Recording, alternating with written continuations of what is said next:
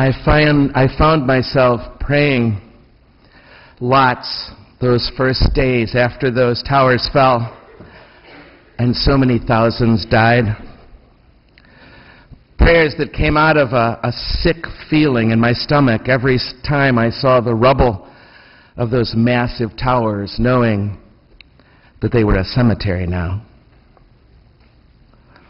But it wasn't very long for me before another fear started to arise in me. As the days quickened and it became clear that this was an act of terrorism against the United States, there started to arise this national urge to do something, to get somebody, and it was building to a crescendo. People I loved were saying things and writing editorial pieces that would say things like, "This time you went too far, and you will pay." I was horrified by what happened to all those people in those towers. Horrified that innocent victims of another kind of hate and fear and whatever else.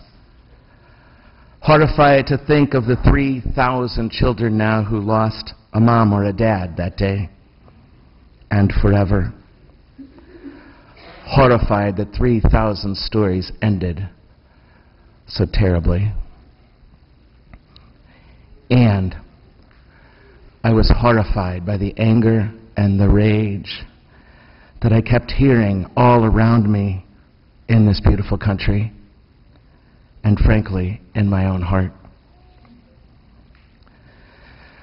So about 4 days after those towers fell, I was asked to be on a local radio show with a very strong signal and to share what they called my perspective. It might have been the bravest thing I ever did. It was probably the dumbest. So I went on the air that Saturday morning, just 5 days later, asking out loud if there might just be another way, asking what Jesus might say to this suffering in us and where we can go with it. Asking out loud if violence might not be the next best thing. Asking what this gospel says here and now in our lives to us in this awful, awful situation of so much suffering. And asking out loud about forgiveness. If that might be the way that we've never really ever tried. Most of the listeners that morning were by far not very impressed. I was shocked myself by their responses. Maybe one call was supportive. All the rest called me a fool, saying I was a really bad priest. I'm a Catholic, one woman called in to say. What does Jesus have to do with this? I know.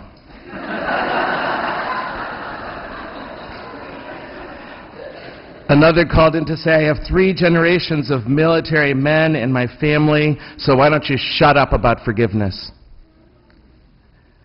And another, Jesus was God, I'm not. I was called naive, so naive by many. The letters I got afterwards, more than I've ever received for any homily, except maybe this one, challenged me a lot. One of them included a list of proctologists who might be able to help me. Oh well. And how ironic, or is it just coincidence, or might it be God's Holy Spirit that brings us to these particular readings on this 10th anniversary of that terrible, terrible day? Here they are for us to deal with, like I tried to deal with them that morning 10 years ago now. And to make matters even worse, I was at a dinner party the other night, just last week actually, and I laid out this dilemma of 9/11 paired with these kinds of readings about forgiveness. And almost to a person, they rolled their eyes and said, whatever you do, don't go there. But tell me, my friends, what am I to do? What am I to say? Where else can we go? Will you too say that it's just foolish to talk like this? One might take Jesus' words to Peter when he said, I say to you not 7 times, but 77 times, as a clear rebuke to all of us who clamor for revenge and war too quickly. One might take Sirach's words as prophetic to an at times still angry nation, as surely as his nation was angry at the time he spoke them, when he said, wrath and anger are hateful things, yet the sinner hugs them tight.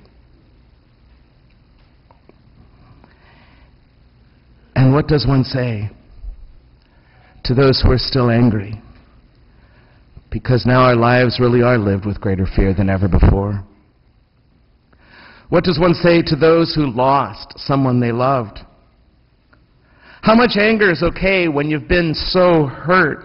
And who is to say how one should deal with such death and such destruction? What would I feel if I had lost a brother or a sister or a mom or a dad or a son or a daughter that day? And yet in some way, didn't we all?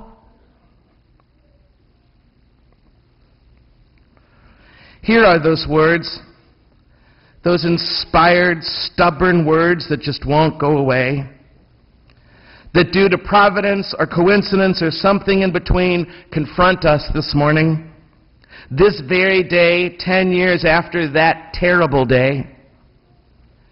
They seem to so contradict the emotions we feel as Americans. These are not the readings I would have chosen for this day of remembrance.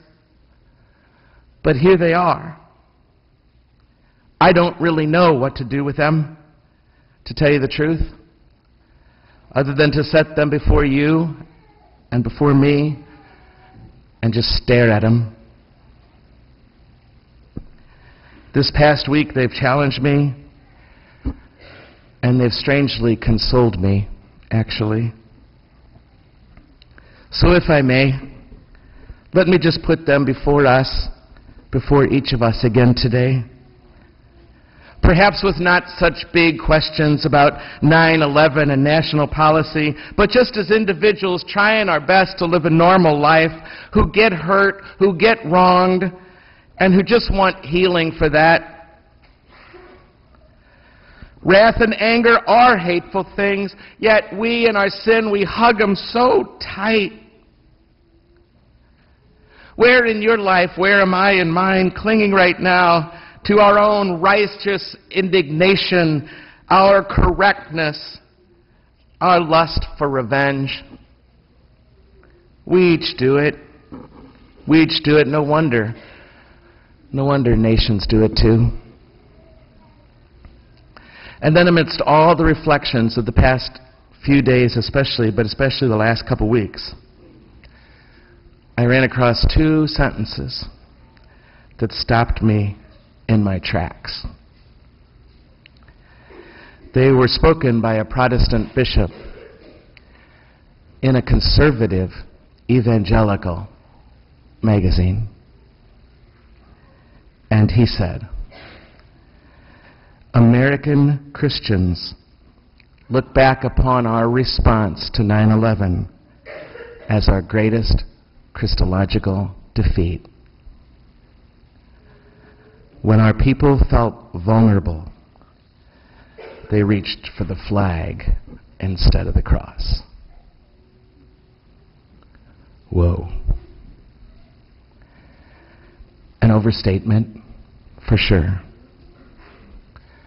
Patriotism is a virtue. But not if it becomes an exercise in us clinging to our angers and our indignations. To reach for the cross is to not rush through the grief by attacking another and making our enemy out there, but rather to reach for the cross means to hold on to the pain long enough to let it transform us, to hold on to the pain long enough to let something new begin to happen here that maybe has never happened before,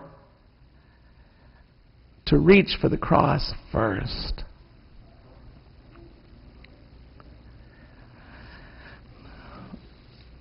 We can perhaps do very, very little at the level of government of nations to change the course of events.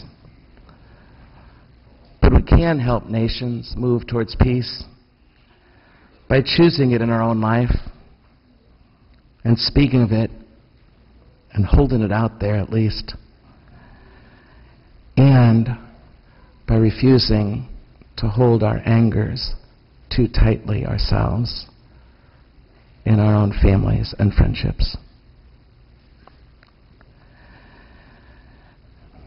It doesn't have to be the way of vengeance and violence. No matter what they do to us, we can do it differently now. We've been shown another way, you see. We can figure this out, as Jesus did, when against their terrorism against him, when his tower was falling, he somehow managed to say, "Father, forgive them. Please forgive them. They don't know what they're doing."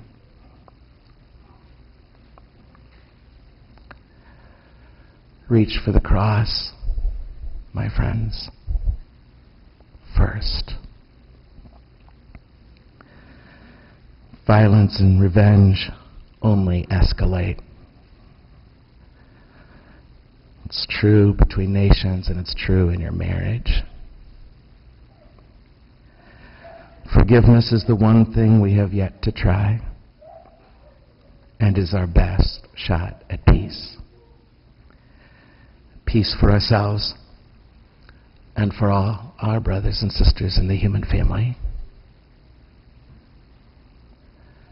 First, reach for the cross.